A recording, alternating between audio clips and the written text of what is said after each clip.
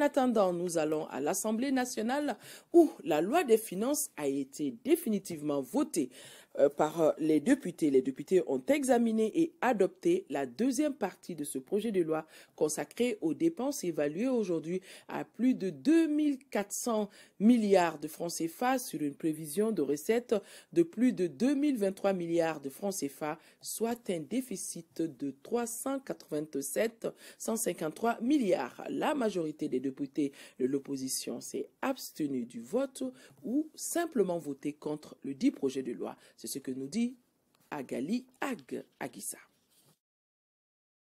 Il a fallu plusieurs heures de loge au ministre en charge des Finances pour convaincre la majorité des élus nationaux à voter cette deuxième partie de la loi des finances 2019. Cette partie consacrée à l'examen et à l'adoption des dépenses prévisionnelles au titre de l'année 2019 a permis la revue d'une centaine de programmes. Des programmes répartis entre le département ministériel, les institutions et les charges communes. Il y avait 145 programmes qui ont été passés au peigne fin par les députés avant d'aller au vote. Et la quintessence même de ces programmes était sur le processus de réconciliation, la loi d'orientation et de programmation militaire et la loi d'orientation et de programmation sécuritaire. Un exercice qui a suscité pas mal d'inquiétudes, des préoccupations entre autres liées aux critères de financement de l'aménagement des terres agricoles, à la diminution des crédits des hôpitaux, à la suppression des taxes sur l'emploi et la formation professionnelle.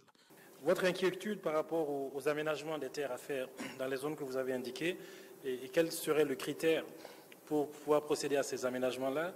En ce qui nous concerne, il n'y a qu'un seul critère préalable, c'est le fait d'avoir au moins une étude de faisabilité. Il y a une agence qui est rattachée au ministère de la Santé, qui est l'Agence nationale de télésanté.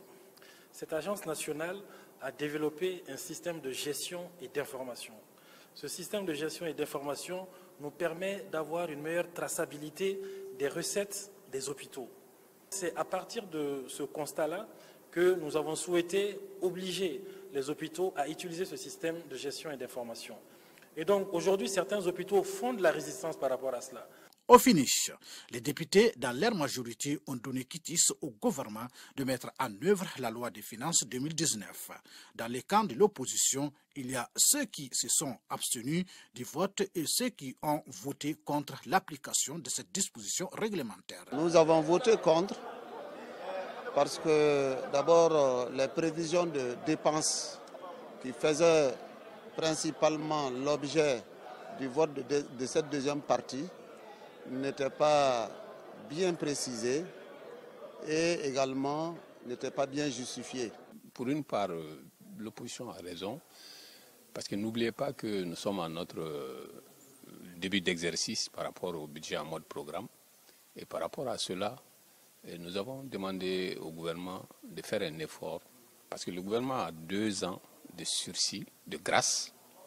Les acteurs des programmes se voient toujours dans les budgets moyens, les budgets de moyens, alors que les budgets de programme sont axés exclusivement sur des résultats. Et quant au président de l'hémicycle, Issa Sidibé, il a profité de cette plénière qui met fin à la session d'octobre pour inviter ses collègues à plus d'assiduité aux sessions avant de saluer les membres du gouvernement et tous les partenaires pour leur disponibilité. Le budget d'État 2019, dont la sincérité a été clairement démontrée au cours des débats, aussi bien par la Commission des finances que par le ministre de l'économie et des finances, traduit bien la volonté affichée de l'exécutif de promouvoir davantage l'utilisation nationale des ressources publiques à tous les niveaux.